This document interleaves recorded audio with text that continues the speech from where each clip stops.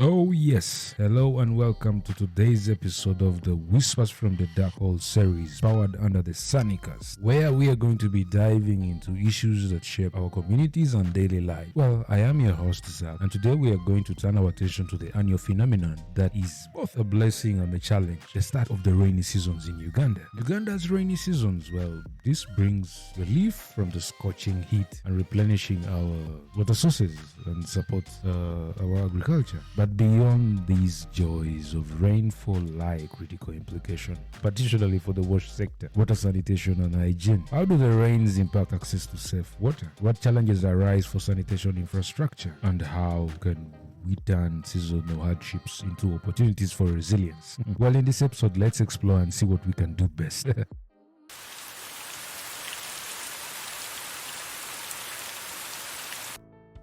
Well, let's crack our heads and dive into responses to the earlier or latter questions that were raised in our intro. For many Ugandans, rainwater harvesting is a vital water source, especially in rural areas where piped water systems remain limited. The onset of the rains fills reservoirs and wells, not forgetting about the rainwater harvesting tanks. This is a time for joy because there's a reduction in dependency on boreholes and sometimes unsafe surface water.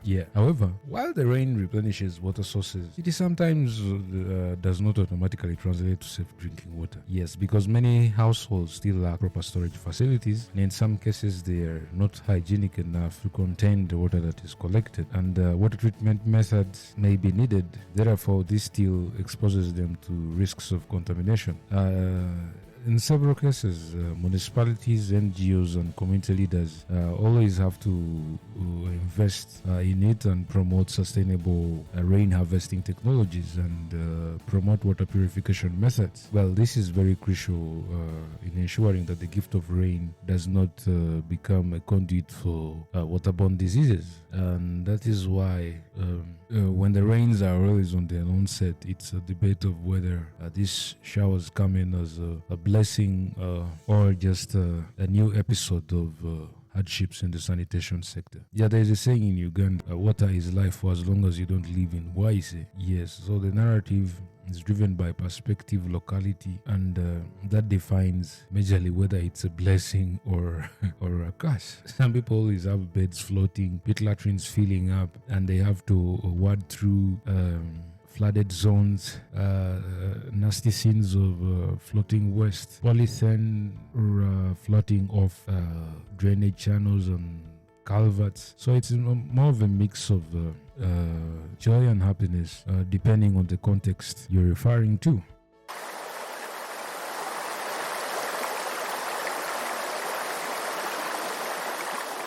Oh yes. Now let's dive into the issues related to rains and then the sanitation crisis that comes along with it. Well, rains bring serious challenges, particularly for the sanitation. Poor drainage systems, inadequate waste disposal, and flooding often contribute to overflowing of pit latrines and sewage systems, contaminating water supplies and increasing the spread of diseases like cholera and typhoid. In informal settlements and flood-prone areas, latrines collapse, leaving communities without proper sanitation facilities. Open defecation, already a concern in some areas, worsens, thus exacerbating the public health crisis. Well, that said, what can be done? First, urban planners and policymakers must prioritize drainage and sanitation infrastructure that can withstand the heavy rains, and that's when we really need to think about climate-resilient wash. The second is local governments also need to strengthen waste management systems to prevent garbage from clogging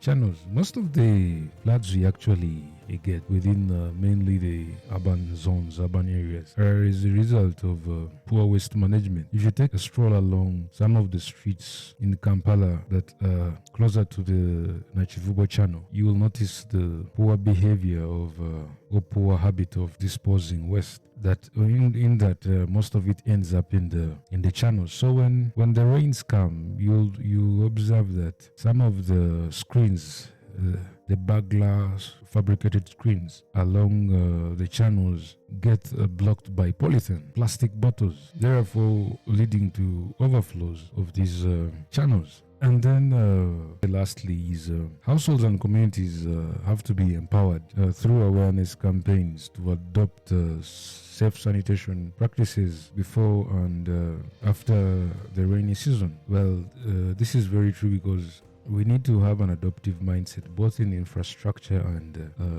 practices so that we have more resilient strategies in case of both the drought and rainy season. In this case, the emphasis is on the rainy season as that is the center of our discussion in this episode.